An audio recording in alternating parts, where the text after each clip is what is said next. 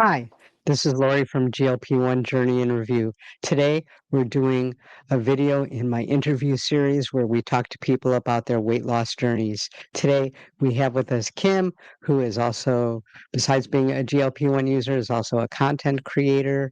We're going to talk to her about her journey and also about her channel. I want to remind everybody that I am not a healthcare provider. My guest is not a healthcare provider. We're talking about what works for us. It is not medical advice. It's basically for entertainment. If you find any of this useful, please hit that like button.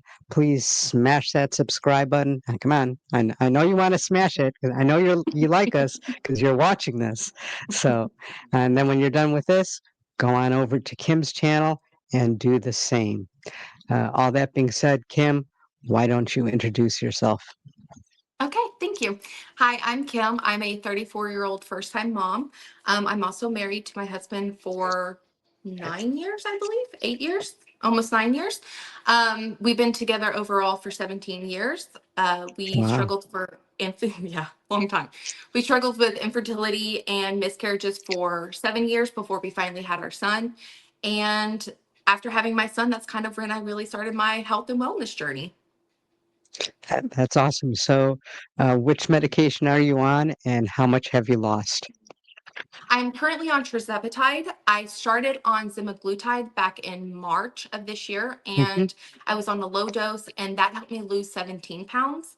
And then I took a break from the GLP-1 overall, and I was like, I wasn't seeing the best results that I wanted to. So I thought maybe I just didn't need it that bad. But then my PCOS symptoms came really like back, and I said, no, I really need to get back on the GLP-1. And then I started again about maybe 2 to 3 weeks ago on Tirzepatide. And so far, I've lost about 3 to 4 pounds. I'm 11 pounds away from halfway on my goal. So I'm very excited. Oh, that's great. That's great. Thank you. So, what major differences are there between the semaglutide and the tirzepatide in your experience? So in my experience, I find that the semaglutide did not help with the food noise or the sugar cravings as much. Um, I thought that maybe, it just needed some time. So I gave it the 3 months. And then I just noticed even going up on dosages as well, it still did not really touch the food noise as I had expected or as I had hoped. So that's kind of what ultimately led me to say, oh, I just don't think that it's for me. But then with the PCOS symptoms came back, I was like, okay, I've got to do it again because it did help with that, and I've got to find something else. With the Tirzepatide, I really find that the food noise is gone, and it doesn't give me any of the side effects that I experienced with the semaglutide as well, which I didn't notice were that bad until I didn't have them. And then I was like, oh yeah, that was a lot worse than I thought it was. So, are you having any side effects with the tirzepatide? No, I feel like I'm on top of the Uh, world with the Tirzepatide, and I'm even on a low dose too. So I love the Tirzepatide. I would not go back to the semaglutide if even given $1 million. Wouldn't do it. are you one of the lucky people where insurance covers it, or are you getting this on your own? I'm getting this on my own. I go through a telehealth company. I actually work with them as Hmm. well. So that's part of the content that I do create. And they provide it to me for a discounted price. And I bring awareness about GLP-1 to other people as well, or the company that are already on GLP-1s. That's great. So, what was your aha moment that made you first want to try a GLP-1 medication as opposed to just trying to lose the weight by yourself, or was it just the PCOS that made you want to take the GLP-1? So I have always struggled with my weight. I was always kind of like the heavier set daughter, friend, foe, everybody. Like I was just always the bigger girl in the group. So it's always, I've done the Weight Watchers, I've done counted calories by myself, I did it all. And so once I had my son, I knew that if something happened to me, he would have my husband, of course, but you know, I needed to be here for him. I wanted to be able to run around with him. I wanted to be able to play with him. I wanted to be able to keep up with him. And being a first time mom in your 30s, you're already tired. You're already exhausted. So I knew I had to do something. So I talked to my doctor, and we tried for a year to get insurance to cover it, but because my A1Cs wasn't showing that I was pre-diabetic, they kept denying it. And so that's when I went with the telehealth company. But I did first start counting calories, and I did lose about 19 pounds that way, which was great. And I was feeling amazing. And then I was like, okay, I want to add the GLP-1 because I know I can do it, but I just know I needed that extra help, mainly for the food noise, because food noise is bad up here. It's so bad. So, or it was, but not anymore. So that was kind of like all together. I think what my son being born was like the big one. It was just like, that was it for me. So let's talk a moment about food noise. I know Yes, personally, I didn't even notice or know what it was until it was gone. And then I'm exactly. like, oh, yeah, that's a difference. And I heard Yeah. people not on GLP-1 medications talk about food noise, and I just, I don't think that they really realize how bad it is until you're on a GLP-1 medication. Yes. Yes. Yeah, absolutely. And then big side of like sign to me too was my husband's a skinny guy. He doesn't have the problems that I do. He has to eat more to gain weight. Lucky duck. But but I asked him one day because I was having a really bad like food noise day. Now looking back on it, and I asked him, I was like, "Do you just ever wake up in the morning and you're like, I have to? This is what I'm going to eat all day long?" And he's like, "Not at all." And I was like, "What do you mean, not at all?" I was like, "I go to bed thinking about what I'm going to eat the next day. I wake up thinking about what I'm eating that day. Like, I think, oh my gosh, I can't wait to have my breakfast because it's going to be so good, and then I can't wait to have my snack and all that." And then that knowing that he didn't do that, and then I started talking to other people of like friends and family that didn't have, obesity problems. I was like, okay, that's the food noise that people are talking about. And that's when I was like, okay, I definitely need help with that because it was just extreme. And now looking back on it, it was really extreme. It was bad. I'm so glad to not be dealing with it anymore. I used to wake up with the thought, oh, goody, I get to start my eating all over again. Exactly. Yeah, exactly. Yeah. So does your family eat the same way you do, or do they eat differently? So my mom has also kind of always been on the bigger side, and she'll admit that too. But she eats very birdish. I think her big thing is her thyroid problems. But my Yeah. husband, he was always like my food finisher. I would be like, "Hey, I can't finish my food, especially now. Can you finish it for me?" And he's like, "Yeah, absolutely. I love it." And my son, who's 2, he's also become my food finisher too because he loves to eat too. So we love our food. So it's very different with me being on a GLP-1 and now being like, "Okay, I got to be really mindful about what I eat, but I still enjoy the foods that, my favorite foods because life isn't life if you're not enjoying your favorites." It's not Absolutely. fun. Has your taste changed at all since the medication? Like, do foods taste the same to you? No, actually, I think foods taste very different. It's kind of like when you quit smoking. I wasn't a big smoker, but my husband was. And so whenever quit smoking, he would tell me about how, like foods would taste different to him. And I've noticed that foods do taste different. I was a big time like meat craver when I was pregnant. And now like meat, I'm like, I can have it, but I'm not craving it. Or I'm not like, man, I really need that juicy like steak today. Like it never happens like that. You just don't, you're not like, I want that so bad right now. And if you do and you do eat it, you're like, oh, that wasn't as good as I thought it was going to be. So that's been a really interesting side effect. I didn't know that that was like a big thing, but the more and more I talk to people on GLP-1s, I've realized that more people seem to be dealing with their side or their taste buds changing too. So is your comfort food the same now as it was before the GLP-1 medication? That's a good question, actually. So my comfort food was always sweets, because I love sweets. I'm a girl. We do. But but now it definitely can't be. I think my comfort food now has turned into protein bars because those are quick, easy, out the door. That's just so simple. I can keep it in the car. I can, put it in my bag, whatever. But mainly, I find my comfort food is fruit. So it's Hmm. still sweet, but more natural sweet. So I'm okay with that. I'm okay with the, natural sugars and not the processed sugars. Now, did you have any problems with cholesterol or anything besides the PCOS, other than your weight? So I did have some problems showing up in February.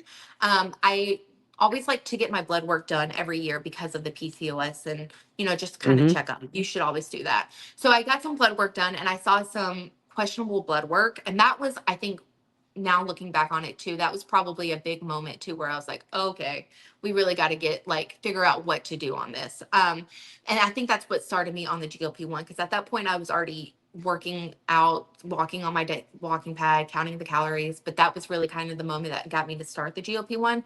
And it was like I was getting blood works that showed what's the word I'm looking for? Possibilities of stroke. And with my son being 1.5 at that time, that was very kind of terrifying because my husband's mom passed away early. And I was like, I just don't want that to happen to my son. I mean, nobody does.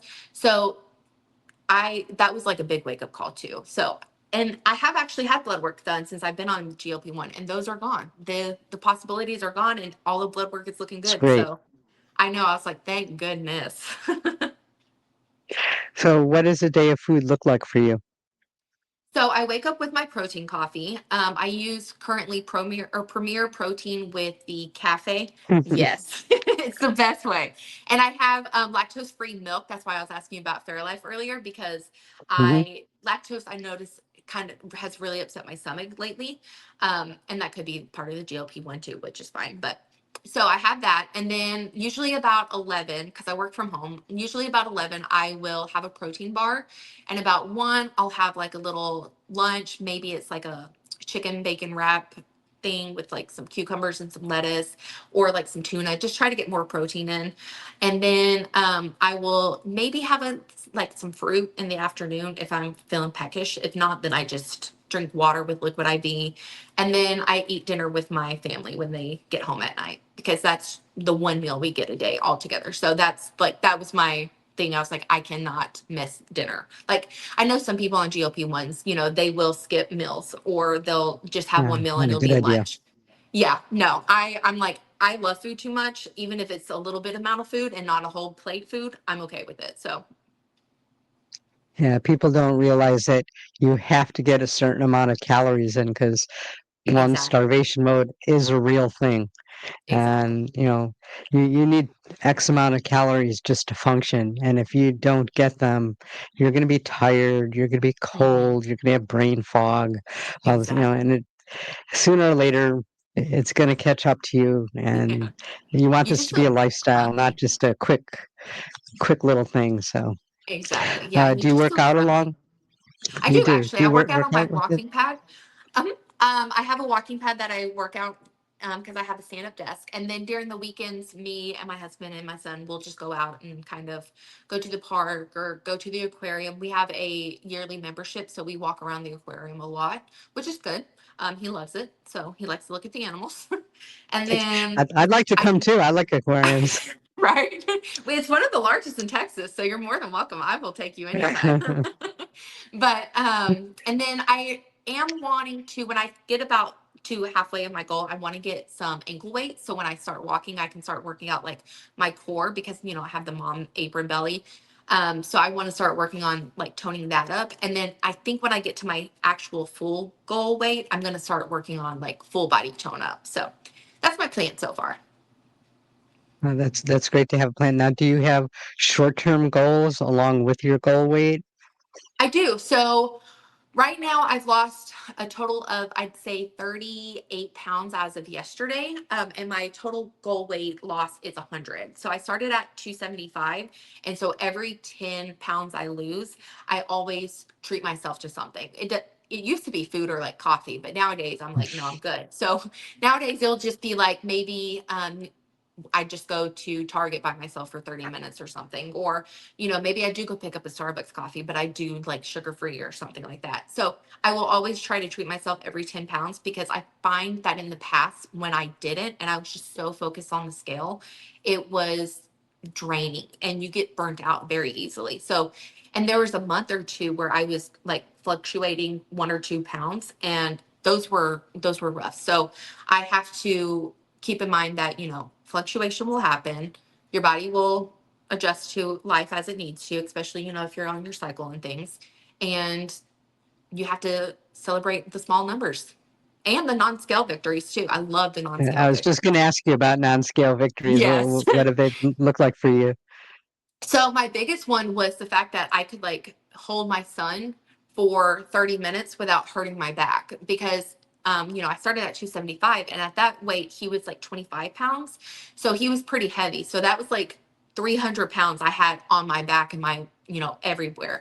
And now that I've lost to 37 pounds, he now weighs like 34 pounds. So I can feel the pain still on my back when I hold him, but it's more of like this is what your body used to feel like. I don't know if you've seen like people where they'll go get like dog foods or cat foods and be like, this is how much I used to hold. I can do that with my toddler. And so every day I'm reminded like this is what you used to be like. And it is a great reminder. But the big one too, I find that I love the most is when I used to buy 3X shirts and I would stretch them out to be more comfortable on me because I refused to buy 4X shirts. Like I was already like, wow, you're buying 3Xs. That's a lot. Like that's what I was wearing when I was pregnant. So buying 4Xs, I said, no, ma'am, we cannot be doing that. So I would just stretch them out on my belly and my arm, to get them comfortable. And the fact that I don't have to do that with like an extra large shirt now, I'm like, that's amazing. Like it's such a big mind shift. And I noticed that this morning I went to go stretch out my shirt and I said, what are you doing? You don't even have to do that. So that's been probably my favorite non-scale victory for sure. Family and friends, do they know about your GLP-1 medication and what are their thoughts? They do actually. I've actually I would say convinced some people to get them as well, or to start a GLP-1 as well. Some of them are able to get it through their insurance, which is lovely because of their blood work. Hmm. So I'm like, go for it and do it while you can. Even if it's 6 months, just do it while you can. And then some of them have gone through a telehealth company as well, and they've gone through the one that I use. But they actually are very proud. They know that a lot of them know the struggle that I've had. A lot of my friends previously are no longer my friends. So, but they still reach out and they'll be like, good job for you. I'm rooting for you. And I'm like, thank you so much. So there's still like no bad blood there or anything, but everybody's very proud. It's a big deal. I was very nervous coming out with it. I feel like everybody is, just because there's a lot of judgment with it and it's always considered like Hmm. the easy way out or the lazy way, and it's not that way. Because I did start it just to lose weight. I started to help with blood work and stuff like that too, and the weight loss is just a happy side effect. So I think they understand that, and they understand it. I mean, it's not their life really, That's great, especially with all the other uses that they're looking into, like, for the Exactly. PCOS, the sleep apnea. They say you have a lot less chance of getting Alzheimer's, Hmm. Parkinson's, Dementia. Yeah, I dementia, mean, yeah, it's really cancers. wonderful. Yeah. Yeah. So, which of these off-label uses are you most excited about besides the PCOS? Because we've already kind of discussed that. Hmm. I'd say the dementia one. I don't have dementia, thankfully, but my great grandma does, and my grandma also does as well. So, one of my grandmas, she's had it for I want to say 9 years or so. So she's been living with dementia for a long time, and when you see a family one or a loved one go through it, it's very disheartening because they completely become a shell of who they used to be. So to know that there's a medication that I currently take that could possibly help people like that in the future is wonderful, because I don't know if I'm going to have an issue with that in the future, or even if my husband will. So to know that there is scientific breakthrough on that is great, because I mean, medicine will be the future, and it always is the future, and it always has been. So I think it's wonderful. Now let's talk about, um, for example, Serena Williams and her endorsement. What's your opinion on that? I don't really have a negative or a positive opinion, I'd say. I say good for her. Your body is your body. Your health is your health. Um, I do think it's interesting that they are using one of their biggest users for it, but in the grand scheme of things, we are a capitalist society. And so you do have to, money it sells, so it works. And I think also, I think people were shocked about it the most. I think I was proud of her when she first came out with it because Hmm. I knew that, there's a lot of stipulations with it and like a lot of judgment with it. But I think a lot of people were shocked because it's Serena Williams. Like she's a tennis player. So I think it also kind of showed a little side or like a little light to the fact that even if you do work out and you eat well, because she's Serena Williams, she's a tennis player, she works out all the time and she did, then you still Hmm. even need the help of a GLP-1. And it's not just about weight loss too. Even though she might have used it for weight loss, it's not just about it. We don't know what her blood work shows. So I think it's great. I think it's wonderful that, she's standing out for it. And I think we need honestly more. I know we have some more celebrities, but more people being open about it, not just from the weight loss, but also like maybe from health purposes too, to show people out there it's not just weight loss tool. Yeah, I think people can't. There's no way that they could say, you know, work a little harder with her, and eat a little less. Because I Exactly. mean, it's Serena Williams. Come on. Exactly. Just watch a tennis match she's been in. I can't do that. So like, come on. The girl's thighs are as big as my head. I'm sure she's had muscles for days. So Absolutely. yeah. So you and I are both on compound medication, Mhm. and it's mainly due, for me at least, for because insurance won't cover it. Um, what do you think the future of compounding is going to look like? I mean, I'm seeing that a lot of the lawsuits are getting thrown out of court that were originally against them, which I think is good for us compound users. Agreed. Agreed. Absolutely. I do know whenever I believe it was back in May, there was that big lawsuit where they were going against I think 503B pharmacies.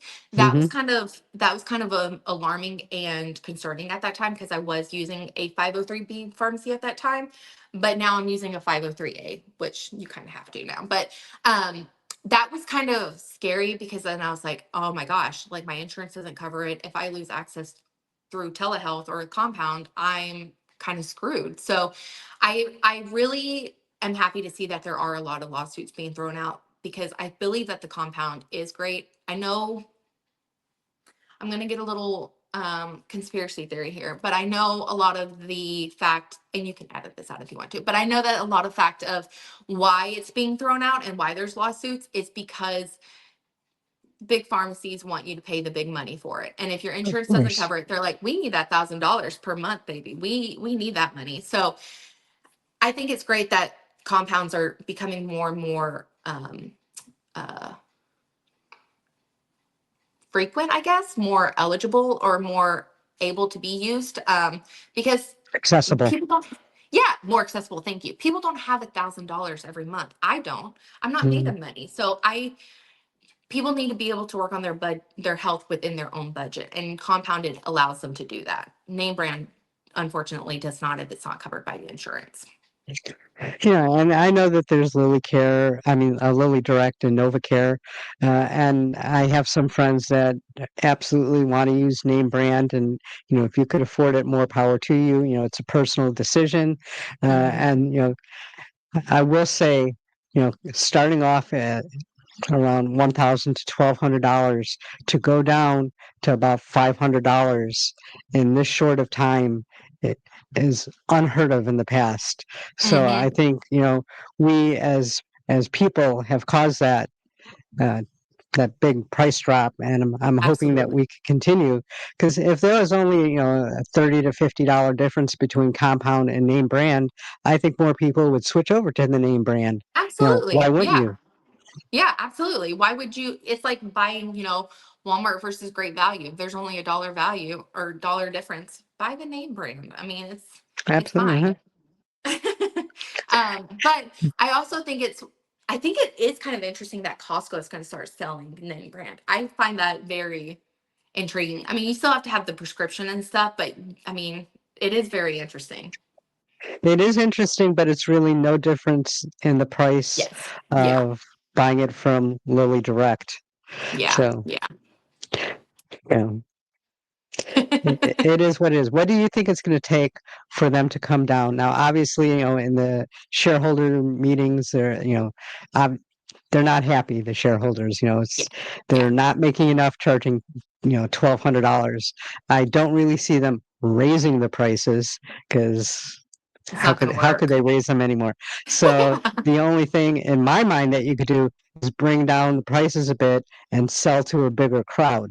Hmm. So, hopefully that will happen.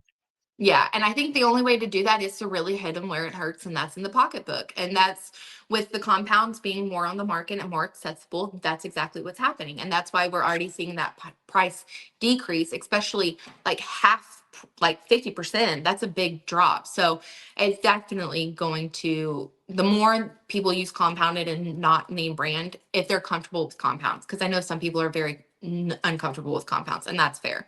But the more that people use compounds and not pay the name brand prices, the more they're going to be hurt, and the more they'll just have to drag it down. It's just, they're going to have to meet the market somehow. Right now, they're saying that 50% of the people in the United States are using compound versus name brand. That's a huge amount of That's people. it. Yes. Yeah, absolutely. Considering what, maybe 3 years ago, it was just name brand and you could hardly find good compounded medication. So that's impressive. I'm kind of happy to hear that number. I didn't know that actually. That's interesting. Hmm. That's good to know. So, again, I think all this advocating that we're doing, and hopefully, we're reaching out to our people in Congress and saying, we don't want this. Hopefully, Yes. they'll get around to actually doing something about it. Yes, and you also have to vote in the appropriate people, but that's a whole Right. other topic. Yeah, that's a whole nother time. I don't, right now they have the executive order of the most favorite nations, and I Hmm. thought that might help. In my little mind, I did not think that they were going to raise the prices in the other countries so that they don't have to lower them here. I mean, that Yes. was, I don't know if that was a thought in a lot of people's minds. No, I mean that wasn't a thought in my mind. When I heard that, I said, "What? That was a choice you made. That was a choice. Not a choice I would have made, but okay." Yeah. Have you followed any of the new medications that are in the future, the retatrutide, the orforglipron, or any of them? I have not. I really need to dive deeper into what's coming out on the market. The telehealth company I do use, they use other, or they have other peptides. They have like lipo C, lipo B, and then Hmm. NAD plus. And so I have done a little bit of It was research the into. NAD plus. Oh, are you? Yeah. I have. Oh, we cannot say that. No, we could. Oh, okay, okay, good. Yeah, they I haven't have. struck me yet, and I've mentioned it. So I have researched into those a little bit. I'm not sure if I want to start any of those right now, but I do know that I need to look into the medication that's coming out on the market, because with the GLP-1, I know that research changes often. So it's important as a GLP-1 user to be up to date with it as well, especially if you want to stay current with the topics. And you never you never really want to be just shocked by some, like, a medication not being available that is acceptable or works best for you. So I do really need to do more research on the what new meds that are coming out. now I was just hearing a story. I think it was yesterday that between 30 to 40% of people who get a prescription for a GLP-1 medication never even fill it. Wow. Wow. Because like insurance won't cover it, or they just do not take it to the pharmacy. Partially, or they just don't know about it. Uh, Cost, obviously, I'm sure is a big part of that. Um, That's yeah, crazy. Because that that that could is. help a lot. I mean, that's a lot of people that it can really help. Because, I mean, yeah, that's a lot of people it can really, really, truly help.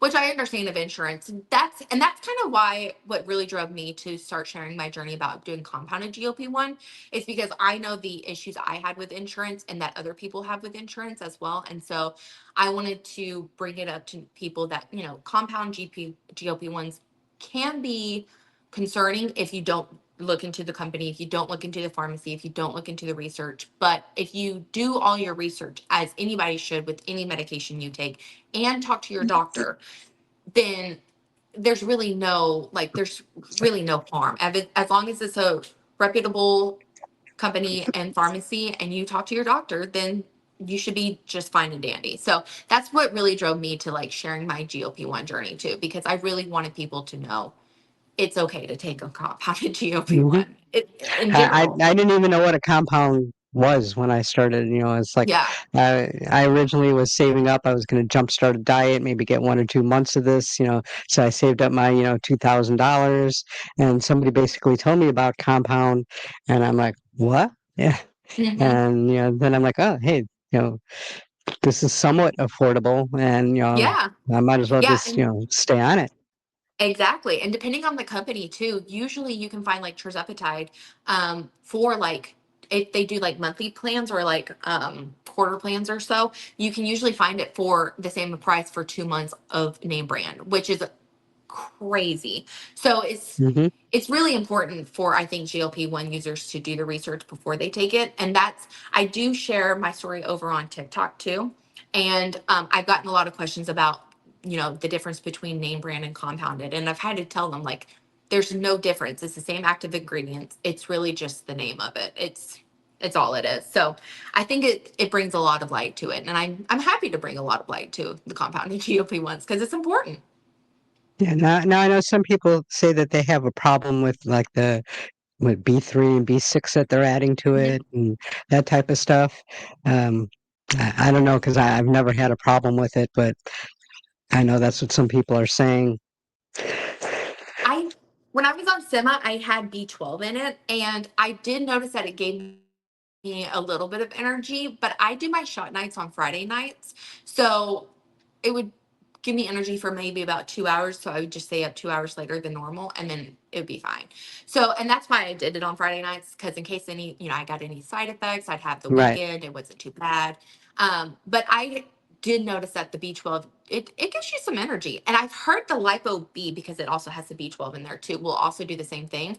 And one of my friends that's also on a GLP-1. She says that the Lipo B makes her feel like Lightning McQueen from Cars because she's like she speeds, and I'm like, okay, girl, I don't need that much energy, but that's good to know. That is good to know. So I have One, heard that different people react differently to yeah. these. One thing I wanted to bring up about the new medication that I've noticed is that a lot of the studies on the new medication aren't geared so much for weight loss because they know people are going to lose weight on them. But the studies themselves are like, oh, look how good this is, against liver disease, MASH, and all that kind of stuff. So, and I think that's a move to hopefully get insurance to cover it Mhm. because the main Yes. studies will be about, these other. Like liver disease and that type of thing. Yes. So hopefully Yeah. that'll help us in the future. Uh, but Yeah, absolutely. who knows? And I know my husband, his family comes from like they have liver disease in there too.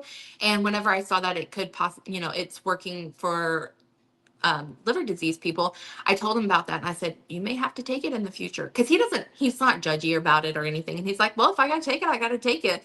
And he was the one who actually like would give me my shot the first couple of times. Cause I was like, I'm so scared. I do not like needles. Even though I have multiple tattoos, I'm not a needle person. Now I can give it myself. It's fine. I just don't look. But he had to give me my shot the first couple of nights. So he was like, I can do it. I said, you may have to, and it may be beneficial for you. So I'm very excited to see how all of the medications really help people in the future because there's a lot of diseases in the world that definitely could use some help. And I'm hoping that GLP-1, sorry about the light, hoping that GLP-1 will be the one that helps them. You kind of took my next question away from me because I know when I first got it, like I had never given myself an injection, so Yeah. like I was a little scared. It took me about Yeah. 10 minutes to get the courage to do it, and like Yeah. after the first one, I'm like nothing. Yeah. Yeah. I know. Whenever he did it, I said, okay, I'm ready. And he's like, oh, it's done. I was like, oh, that's wonderful. I love that. That's great. So it was really nice. I was like, that is wonderful. So again, you said that you really didn't look into the next generation, but the orforglipron is supposed to be an oral medication. And what I'm looking forward to, it's a daily medication. Hmm. And right now, rumor, even from the manufacturer, is right at around the $200 a month range because it's cheaper to make. It doesn't need Hmm. refrigeration. Uh, so it doesn't need refrigerated trucks to move it. It doesn't take up room in the refrigerators at the Yeah. pharmacies. So all around it has some good thing. Now they're saying it's not quite as effective, but for somebody like me, one who's on maintenance, I don't care that it's not as effective. Yeah. And even so, because I always tell people that are trying, and they ask me, well, what should I try? You have to put affordability into the equation. Absolutely. If you can't afford the tirzepatide, well, okay, semaglutide is an option. It may not be Absolutely. quite as strong. You know, some people say they get side effects, some people don't. Yeah. That has to play into it. And I tell people, is there one that your insurance will cover? Because that's the one you should try. Absolutely. Yeah. And that was kind of what started me too on semaglutide was the cost of it. I was like, I wanted to try it. I said, hell, it's worth the shot. Like that's why I came up with the name of like I'm worth the shot because I just figured it's worth the shot. Why not? Quite Mhm. literally and figuratively. And I started on some glutide and I was like, I'm glad I started it. But then I gave it the good old college try. And then that's when I was like, okay, I really need to try Tirzepatide and see if that works. And that's when I was able to, try both of them. But I think anybody that's curious about which one should try, and I've even talked about this too, I think it should depend on your affordability is first because in this economy everybody needs Mhm. to worry about that. And then B, it also should depend on, like you said too, on like if your insurance will cover, because if your insurance covers tirzepatide, girl, do the tirzepatide. I don't know what you're waiting for. But if it only covers semaglutide or none, then semaglutide will probably be your best friend to try out first. And you Yeah, can and always as switch far from sema to tirzepatide correct. too. Yeah. So There's also some older medications, and one of them just came out in a generic. Right now, offhand, I'm forgetting the name of it, but they're older, they're not quite as effective. But there are other options out there as far as affordability, and I always mhm. tell people, start off with what you could afford and go from there. Absolutely. Absolutely. And that's kind of too whenever I was fighting with insurance to get covered for the name brand, I knew like, okay, I couldn't afford name brand. So I started with my calories and walking. And that's what I started with. And then after about a year of fighting with insurance, I said, okay. And then I got the blood work. I was like, okay, we're going to try something else. And that's when I went compounded because I'm sorry, but I'm not going to fight for 6 million years just to get Hmm. something that's going to help my health. It's not going to work in the first place.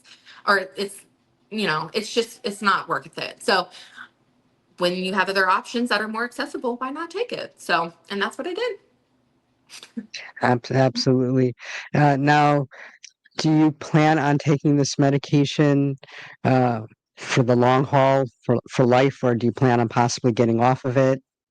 No, I'm a lifer now. After being off of it for about a month and a half or so, and my PCOS symptoms kind of like being rough again, I realized that it's not just for the weight loss. It's for the mental clarity. It's for the PCOS. It's for the energy. It's for just feeling good overall. Like it really is a head to toe tool for me. And Hmm. so I'm a lifer, and do think whenever I go to maintenance after that time, if they have the oral tirzepatide, then I will definitely Hmm. go for that. Yeah, because I mean, like you said, it doesn't really matter if you're in maintenance if it doesn't work that well, just as long as it maintains where you're at, and that's the most Right. important. And as long as it helps, like the PCOS and the blood pressure and the cholesterol and all that. But yeah, no, I'm a lifer. You're gonna have to pry it on my dead hands. Now, when you went off of it, did you gain any of the weight back, or? That was the time that I was like fluctuating one or two because I was still doing the counting the calories and I was still walking on the walking pad daily and exercising with my family on the weekends. So the fluctuation wasn't bad.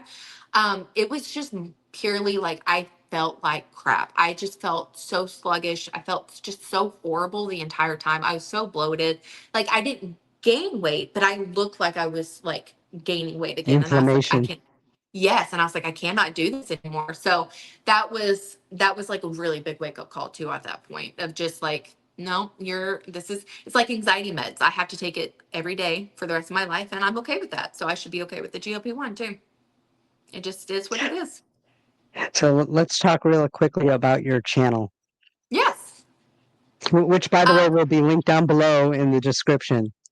yes. So when I first started my channel, it was mainly, and like all my socials, it was mainly because my husband and my son just kind of went back to work and daycare. My husband was a stay-at-home dad with my son for a year since I worked from home, so we just kind of hung out as a family for a year, and so I had a lot of free time on my hands. Well, then when the health journey started, I like just kind of switched over to that, and I share a lot of just daily life situations, dancing because you just feel good. I share like topics about tirzepatide versus semaglutide, what the difference is, things like that. I share a lot, like I used to share a lot of like what I would eat in a day. But as someone who has had issues with eating disorders, I kind of stepped away from that a little bit just because I don't want to give somebody else a eating disorder or, um, you know, push on that eating disorder, trigger it. So I kind of stepped away from that, but I do like to share like my high protein ones. I don't show calories. I just show like what I eat to get protein because everybody on a GLP-1 can use protein. And I just kind of share my like GLP-1 life. It's just life on GLP-1. What I do, shot days. I try to make my shot days like a little self care time. So I do it after my son goes to bed, and I just dance and I listen to music and I do my shot, and then I'll do like some skincare or face mask or something. Just have some self time, because as a mom, you don't get that very often, and as a wife, you just don't get that very often. So you really have to, like, my husband knows Friday nights are her nights, like that's her time. So I share a lot of all of that. I'm a big oversharer. I'm an open book.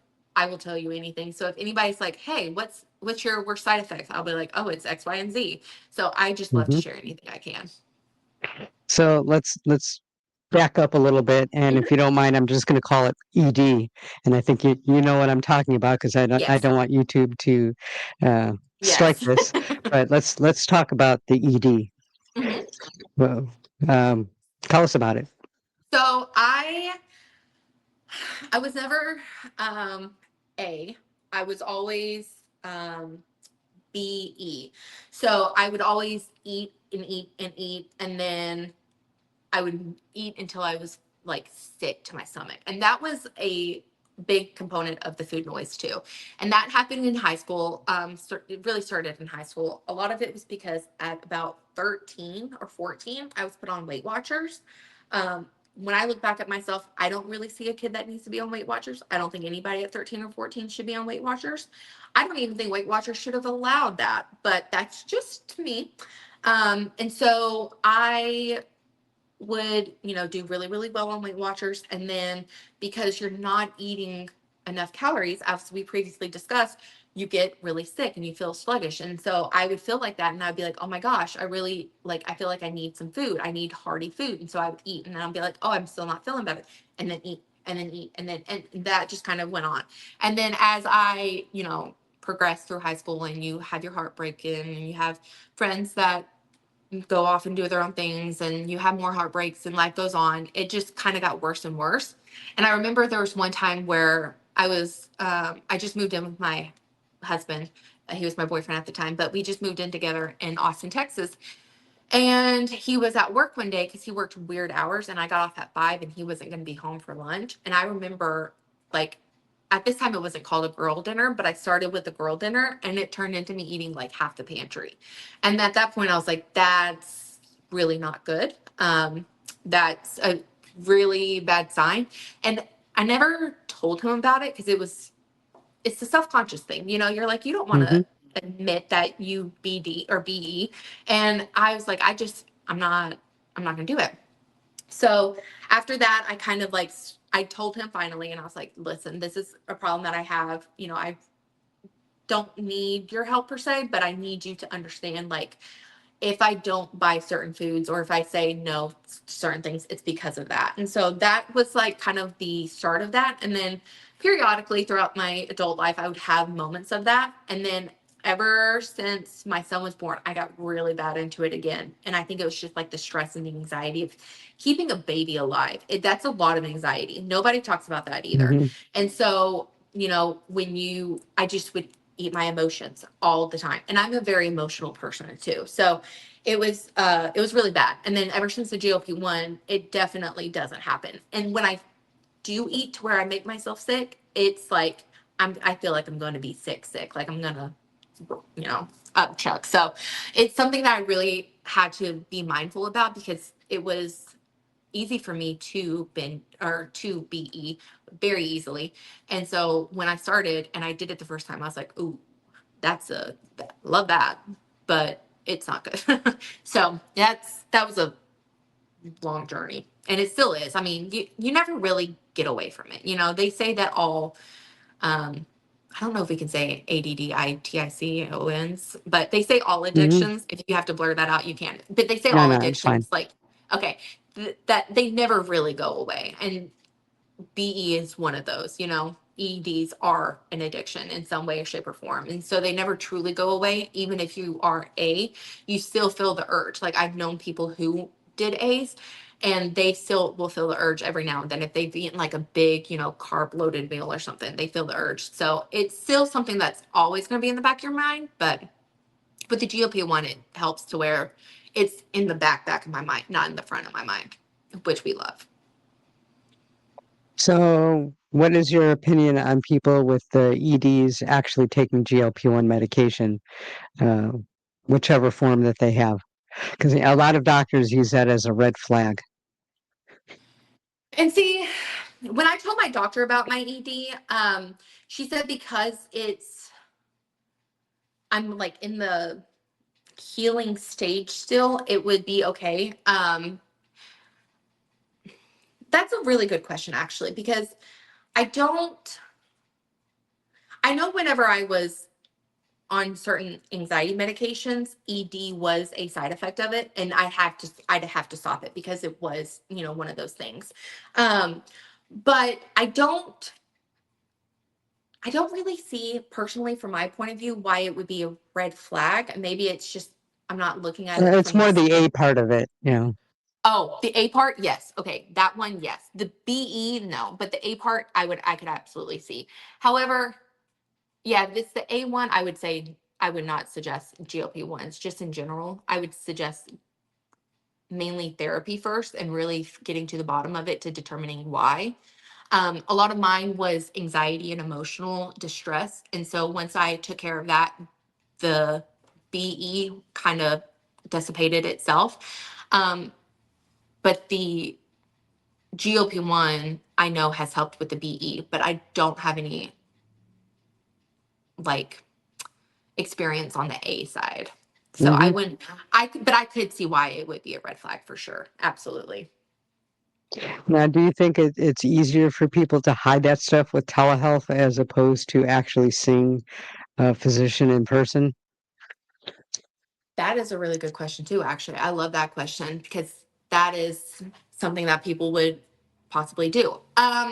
In a sense, yes. That's why you want to find a telehealth company that really ask you all of the questions, which anybody can lie. I mean, even if you go Hmm. see a provider in person, you Right. can still lie. But when you see a provider in person, then you're able to see like the whole view and you can be like, something seems a little off. Maybe let's do this. With telehealth, I have found a couple of companies have now started requiring you to upload your video or your picture, like from head to toe to make sure, and even from like the side view. So they'll do like front, back, and side just to make sure like it is who you are. And you also have to upload your driver's license as well. So I feel like if you find a telehealth company like that, it's a little harder. However, doesn't mean that just because you might struggle with ED, then you're going to be super skinny. Like I know people who have struggled with that look just like me. It just they haven't gotten to their like goal weight by that yet. And I'd hate to say it like that, but that's why they start A usually. But think it could be easier. It depends on the telehealth company. I think that's why it's important for telehealth companies to ensure that they are getting copies of IDs and they are getting, which I know that that can be kind of concerning too, but they are also getting full body pictures just because I feel like with the full body pictures, it would be similar to what the provider in person can say. And then I know some providers, like through telehealth companies too, if they have questions, they might suggest to go get blood work before starting the GLP-1 too, which is wonderful too, which you should always do. Absolutely. And I've also heard that some of them are thinking about some of these like human body scale, where you get Hmm. percentage of fat and so forth, requiring people to do that and send the information once in a while to them, Hmm. which some people might say, for lack of any other terms, is a pain in the ass, but you know, sometimes it's worth it because now I know It some of is. them have also actually lowered their BMI on the Mhm. medication, and I think partially because of so many other benefits Hmm. along with it. So, I think that Absolutely. they're evolving along with the GLP-1 medications. Absolutely. And I know that, like, I personally have one of those smart scales that will like connect it to your phone and give you, your BMI, your protein mass, all of that. Cause I'm a data girl. I love data. But if my telehealth company was like, hey, I really want you to connect your scale, I'd be like, absolutely. That's fine by me because then you can see Hmm. everything that the scale is showing me. And then that would be just like what the provider in person is seeing too. And I think honestly, if they started requiring that or, started suggesting that you do go to a provider monthly and whatever the case may be, I think that it would be beneficial for them to, like you said, evolve with the medications as well because it is important to get the medication out in as many hands as possible because it's going to help a lot of more people than just pre-diabetic or type 2 diabetes that's it did when it first came out.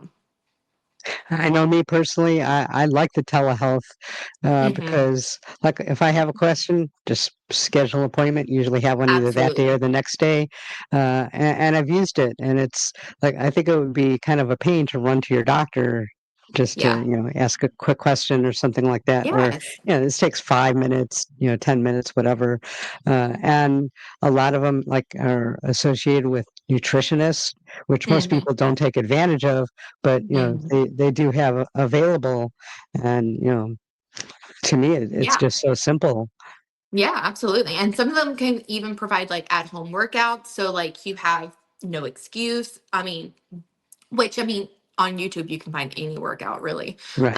But they can provide a lot of different things too. And I agree, like telehealth is wonderful, especially I know I keep saying that I'm a mom, but especially as a busy mom, like, Hmm. and someone who works from home, it's easy for me to just check in real quick on my lunch and then go about my business. And then it's like, okay, I don't have to take off work to go to the provider to do this, to do this. Like I just don't have to do that. So it's You don't been have to find a wonderful. babysitter. Exactly, exactly. So it's been wonderful really having the telehealth. Like I prefer the telehealth over seeing my primary provider for it, but I still see my primary provider for blood work like every 6 months or so because that's important. You have to have that. Absolutely.